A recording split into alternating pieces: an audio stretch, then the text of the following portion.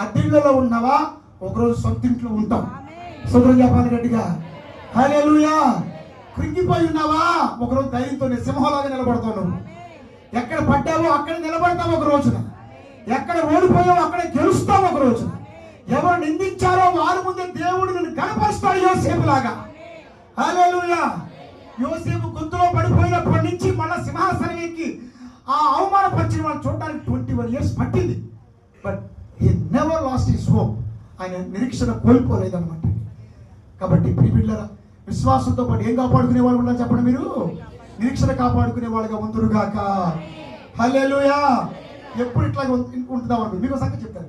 మీరు చేసే ప్రార్థన ఉందే, మీరు కార్చే కన్నీరు ఉందే, ఆ విత్తనాలలాగా భూములు నాటబడుతుంది అనమాట. ఒక రోజున ఫలిస్తుంది, ఒక రోజున మొక్క అవుతుంది, ఒక రోజున వృక్షం అవుతుంది, ఒక అద్భుతమైన ఫలాలు నువ్వు నీ పట్ల చూచుదురుగాక.